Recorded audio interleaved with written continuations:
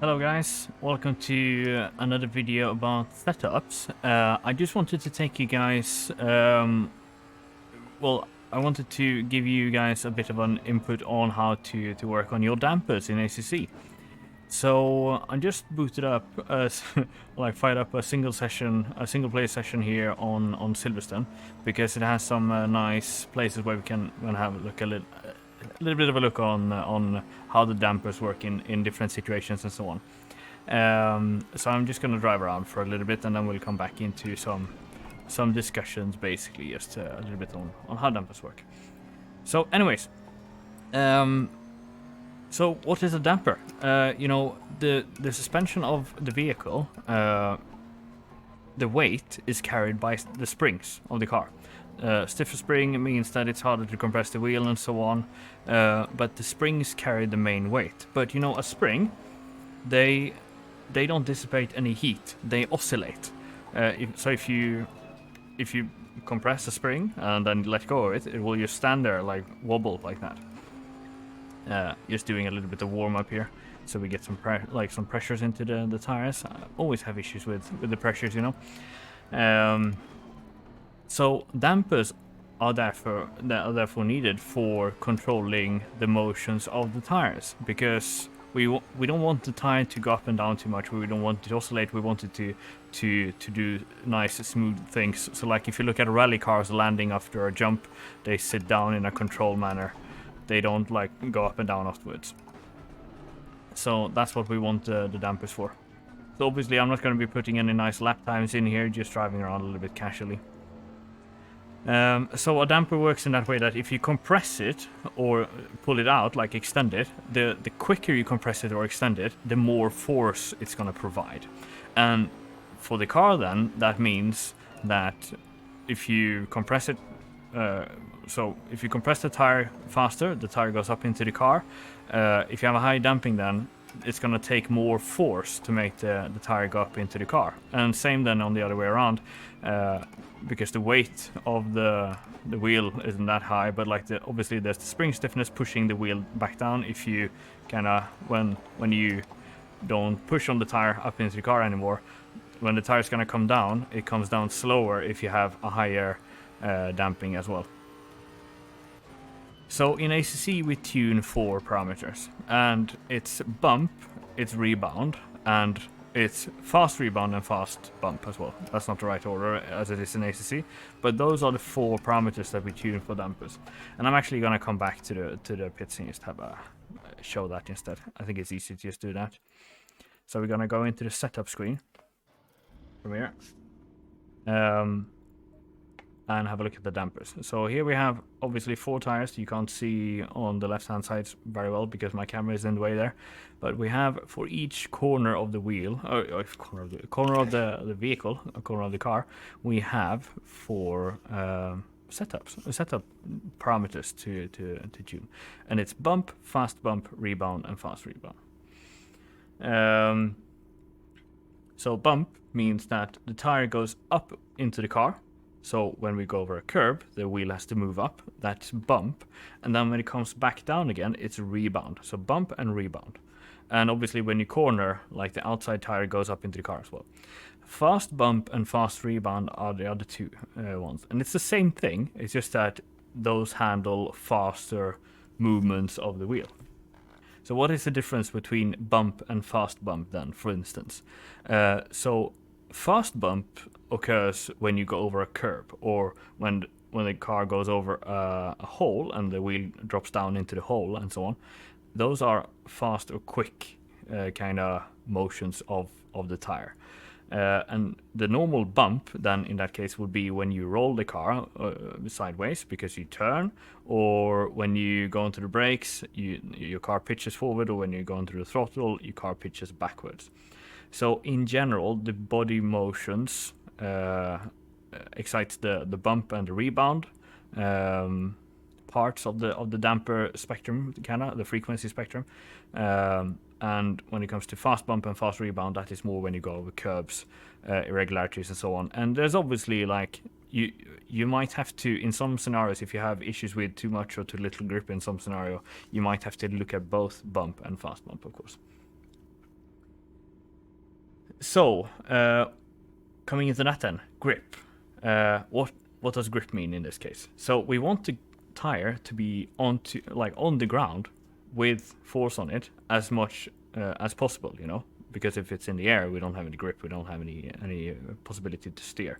But we also don't want to overload the tire. So okay, so why do we have a bunch of forces here? Like why don't we just like take them out? Like the damper forces, because we don't want to overload it and we want the car, like the wheel, to go back further onto, like, quicker onto the ground. Unless we want to like limit the amount of grip we have, because we don't want to ruin our balance. So you can see here clearly that I have more damper forces on the front than I have on the rear. And that means probably that, you know, I have more camber on the front end, a lot of caster, so, and a lot of aero on the front end. This is Silverstone, so obviously you're gonna have some rear wing, but here I have more damper forces on the front end to control the front end of the Bentley, which is kind of strong normally. So you want to maximize grip until you have too much on it on a certain axle, you know, and then you probably want to limit the amount of grip that you have. All right, so let's just talk about a few sort of cases, kind of. Let's consider some irregularity, a curb. So when the curb comes, the tire needs to go over that, obviously, and you want the tire to be able to move over the curb, because otherwise the car is going to be sent to Narnia or somewhere, which means that you need to have quite a low fast bump, because again, this is a fast motion. The tire needs to go up quickly into the car, and we need to be able to have that. So that means that fast bump should be lower. Then after the bump, it has to come down onto the ground again. But we want it to do that in a controlled way, not too quickly, because if it's too quickly, it's gonna bounce off of the ground and not cool. Like, it's not gonna create any grip. So we want the tire to be able to go over the curb quickly and then come down in a nice controlled manner. And again, it's a fast motion, but then it's rebound, so this means that we have more damping on the fast rebound than on the fast bump. Yeah, so we don't want to send the car to Narnia, so it has to be able to go up, but then it has to come down as well, but we should have a little bit more fast rebound than fast bump. All right. When it comes to cornering, on the other hand, that again, then, so we roll. Normally we brake into the corner, we accelerate out of the corner as well. So while cornering, then we are more talking about bump and rebound. All right, so when we turn into a corner, the car rolls over, but we don't want it to, you know, do the spring kind of thing, that the spring sends it back up again. So we steer into the corner and we want it to roll, but we want it to stay there and not roll back. And that means that we should catch the car on that end, so we need some bump. But then we want to control it so we need more damping so the spring doesn't send the car back up again. And that's why we have more rebound in comparison to bump. So the rebound basically makes sure that the car stays in that state and doesn't come out of the corner too quickly. But if you would have too much here, especially on the rear end, I think the car might get stuck in the corner. So you're trying to go straight then after the corner, but if you have an overdamped or especially too much rebound damping, you might get stuck in the corner and the car wants to just continue around because it's still kind of leaning, you know, which is not ideal either. So that is something that you have to look out for as well. But these things makes it so that we get to this rule of thumb kind of thing. I've said that fast bump should be lower than fast rebound. I've said that bump should be lower than rebound as well, you know. Kind of a rule of thumb. And then also, since we don't want we want a limited amount of force. We don't, because the quicker you compress the quicker you compress a damper, the more force it gives. But we don't want it to produce too much force at some point, and we want the tire to be able to go over a curb without sending the car somewhere, which means that the fast motions, these damper settings, fast bump and fast rebound, should be lower than their normal counterparts, the non-fast counterparts. All right.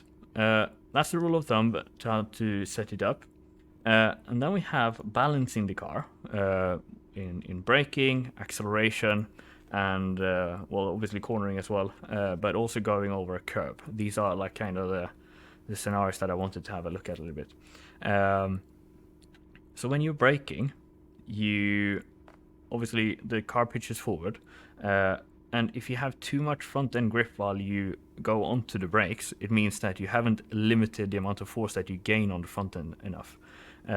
So then you should probably increase your bump a little bit on the front end, because again we wanted then to produce forces on the front tires that limits the amount of grip.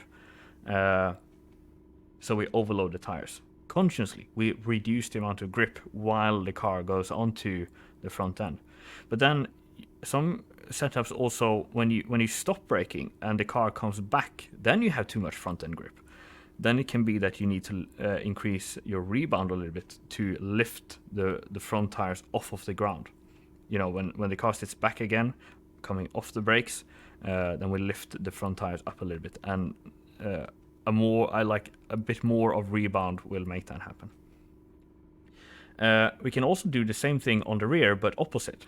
So when you go onto the brakes, obviously, if you have too little rear end grip, we want so we come onto the brakes, car pitches forward, and that means that we lift the rear tires off of the ground. If we want to have more grip on the rear, then we might have to lower our rebound. But you see here, all of these settings are kind of low already, you know? So it might be that I have to work on the front end a bit more, or I have to lower this here. And again, the Bentley is really strong on the front end while braking. So here you can see that I have quite a bit of damping on the front end in comparison to the rear end. All right. So you can also do the opposite, obviously, if you have too much understeer.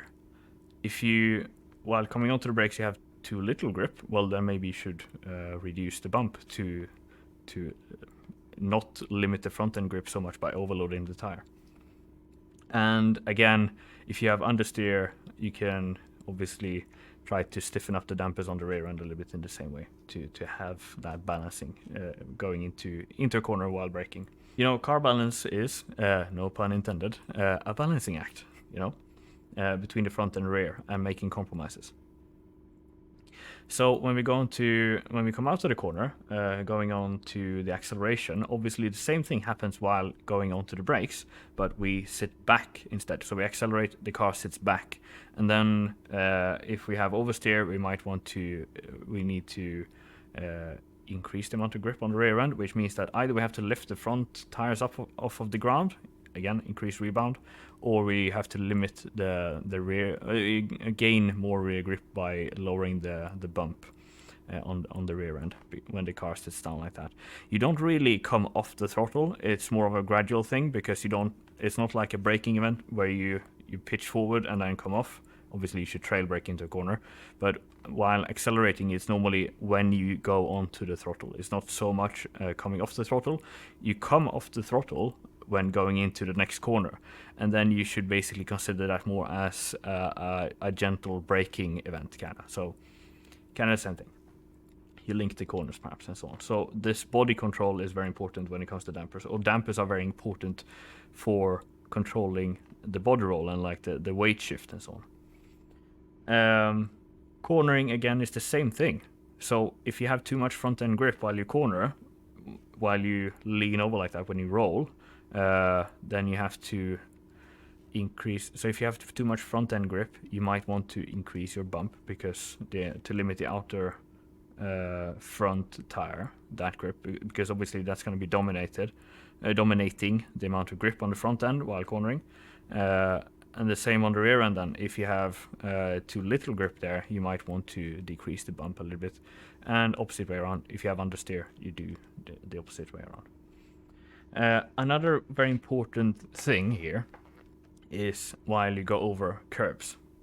If you've ever gone over a really sharp curb and you've sent the car around a little bit, it might be because you have too high fast bump on the rear end. So on the left side then, if we're going around the left-hand corner. So if we send the car a little bit, if you send the car up like that, the back end of the car, you're going to have grip on the front end. it's going to rotate the car because the rear end isn't on the ground, and you're going to oversteer. Then that means that you have to limit or take down the fast bump on the rear end. But on the other hand, if you understeer coming off of a curb, then you need to soften up the front fast bump to make sure that the front end doesn't go off up into the air too much. So it's about, sending the car nicely over the curb in a balanced way so that it lands on both sides at the same time, kind of.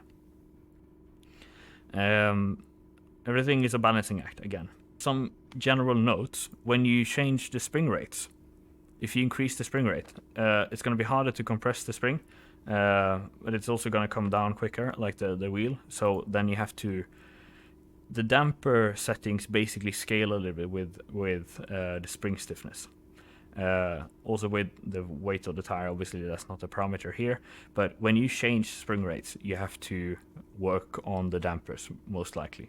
You might be able to just use the same damper settings, but that's going to change the characteristics of the car a little bit.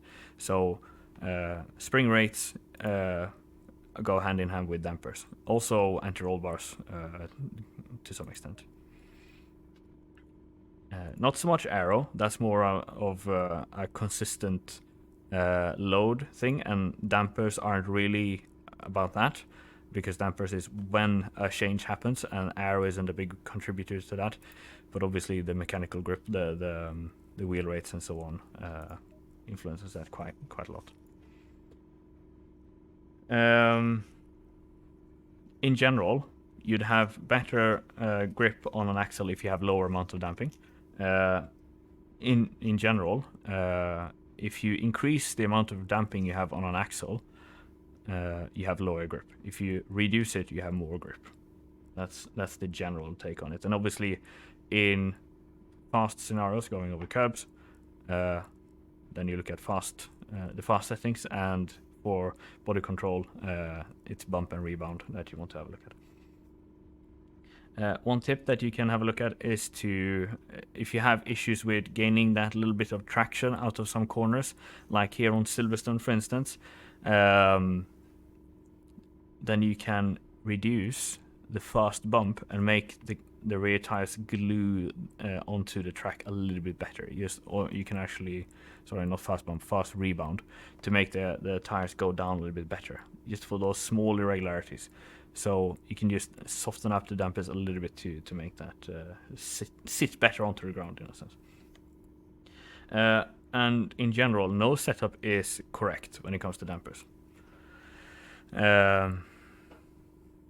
That's one thing. Like, if you had a different breakfast one day, if you feel bad, like if the temperature is different, if something is going on, like whatever, like dampers are they're quite sensitive in a sense, but also changes aren't that apparent. Perhaps I could probably change these dampers and they're gonna feel better to some extent, and then I'll drive that for a while, and then I come back to what I had now and it's gonna feel better again, and then I can go back and forth like that. It's not an accurate science most of the time when it comes to having a nice feeling car. A lot of you guys will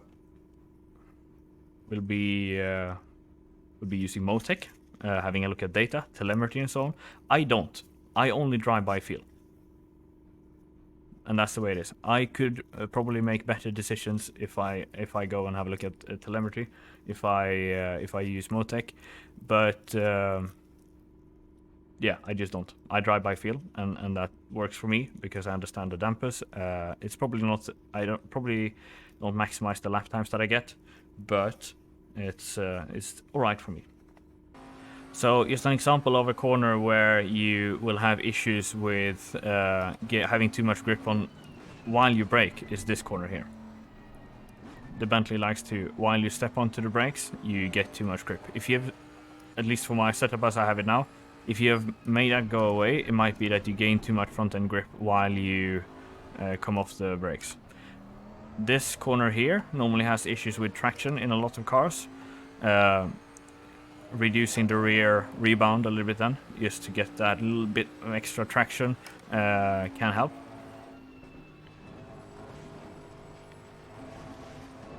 Here you can see that my car is bouncing a lot, but it's not sending the car on an oversteer or an understeer kind of trip, kind of.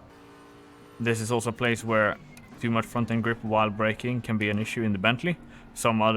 In some other cars it will be the opposite way around. You want more grip while going onto the brakes. Here is another corner where you want the rear end grip, the traction coming out of the corner, where dampers can do a lot of, it can improve your setup quite a bit. And Cop's corner is one of the most notorious for spinning the car.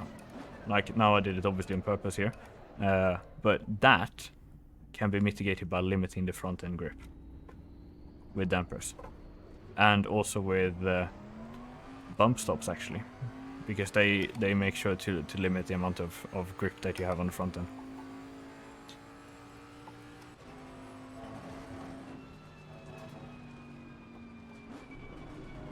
One of the reasons why I don't use telemetry is because there are these rule of thumb values that you should have for when you look at the wheel histogram, how it moves and so on, but you can't use the same number for all different tracks, because some tracks will have more of a vertical input than other tracks. Silverstone around, especially coming out of Maggots and Beckett's and Chapel there's a lot of bumps, and that will influence how those curves look, you know.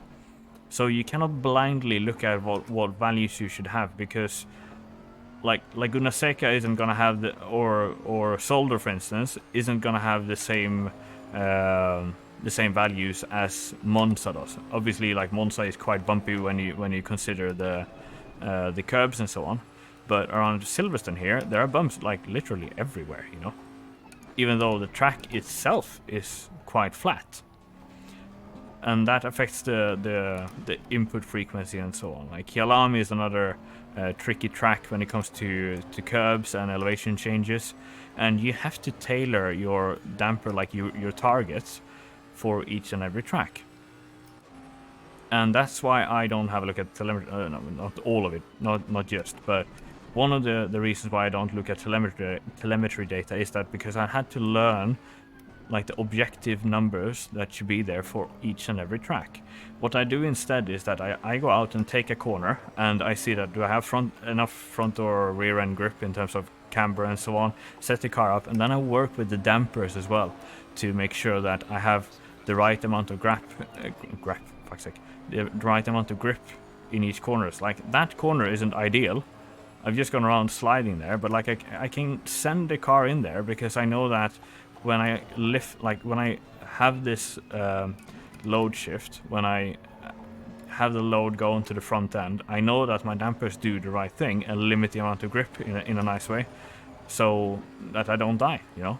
So that's how you create a setup that is controllable, is comfortable, and that's gonna make you quick as well. Especially in longer races where you can go around without like dying all the time. I had some oversteer there, but it was perfectly controllable because the car sits down over nicely.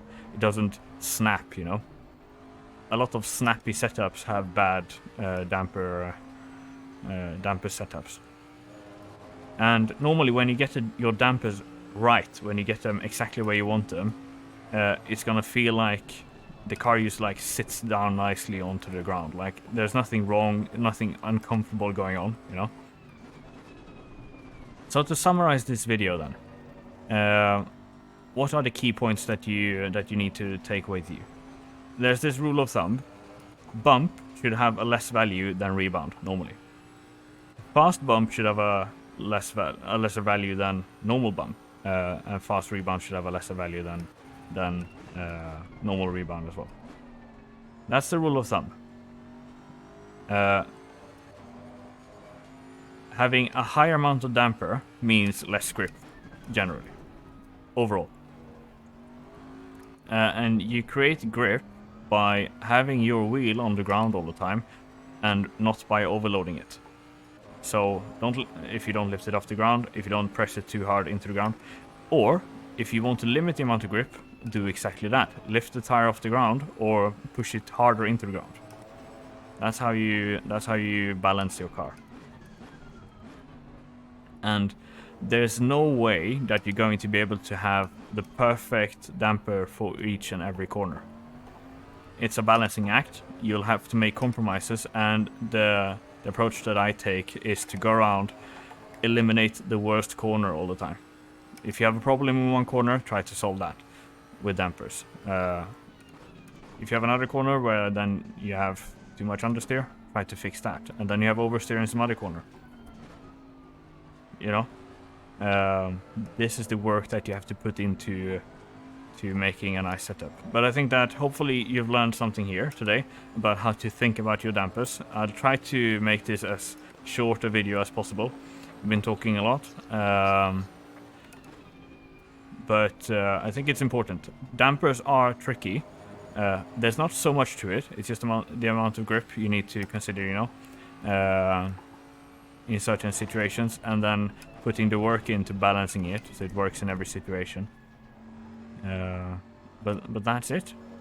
And yeah, so guys, I'd like to have comments on this, obviously, what you want to hear about next.